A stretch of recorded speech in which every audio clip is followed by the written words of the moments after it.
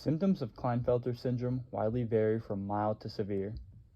Some of the frequently experienced symptoms include small firm testicles, delayed puberty, breast growth, reduced facial and body hair, infertility, which is the most common symptom, tall stature, and abnormal body proportions.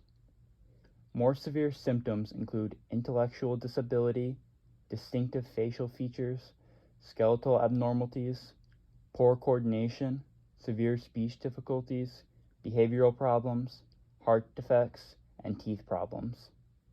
Now we will move on to how you diagnose Klinefelter syndrome. People with Klinefelter syndrome can be diagnosed either with hormone testing done through blood or urine samples, or with chromosome/karyotype analysis, which is done through blood samples. The blood sample is sent to a lab where they check the shape and amount of chromosomes. The hormone testing looks for low testosterone levels, high levels of sex hormone binding globulin, and elevated levels of gonadotropins. So, to talk about the transmission of Klinefelter's disease, as we learned from Parker, Klinefelter syndrome is caused by the addition of an extra X chromosome on the 23rd chromosome or the sex-defining chromosome. But what we need to know is how the genetic disorder is passed down to future generations. This extra X chromosome carried within all the DNA of the male sex cells may be carried in all sperm or may only be found in random sperm cells. This is known as mosaic Klinefelter syndrome. This syndrome is not directly inherited, but is obtained by either the egg cell having an extra X chromosome or the sperm cell containing an extra X chromosome, which is created through an error in the process of meiosis 1, where non-disjunction occurs. During non-disjunction, in the nucleus, where the DNA is replicated in copies, the cell makes an error and copies an extra X chromosome while creating the genes of the chromosome. So this gene contains the Klinefelter allele within the chromosome, which will produce male offspring with this syndrome. So the chances of this occurring is equal in each biological sex cell, but will only affect a male at birth. Once a child is born, instead of seeing a normal chromosomal pattern of XY, which is the biological male pattern, the child with Klinefelters will show a chromosome pattern of XXY.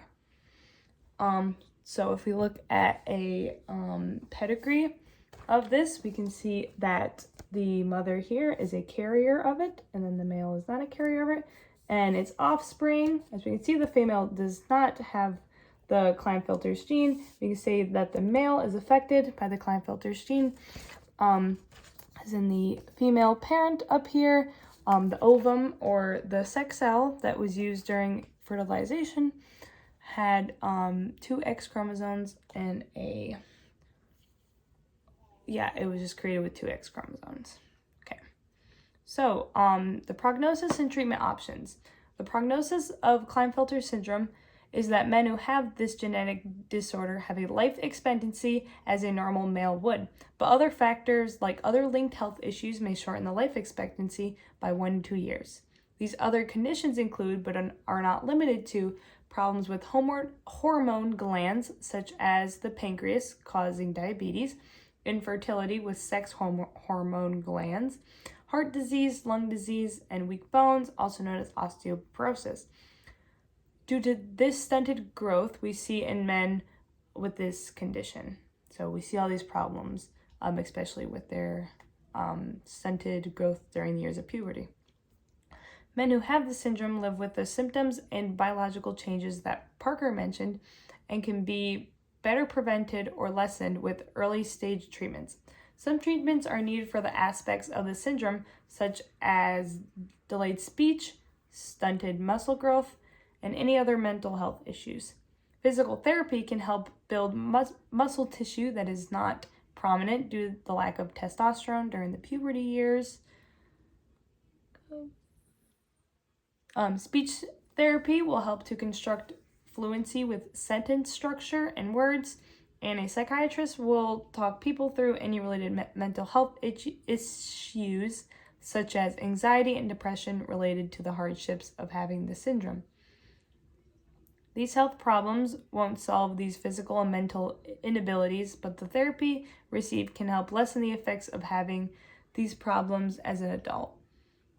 For treatment options involving the hormone testosterone within the sexual reproduction system of a male, testosterone replacement during the puberty years have seen to be beneficial to the growth of facial hair, deepening of voice, stronger muscle and bones, and the development of a larger penis, which are some things that are stunted during the puberty years of young males with this particular syndrome. This method, on the other hand, will not benefit the male's fertility or testicle size, unfortunately.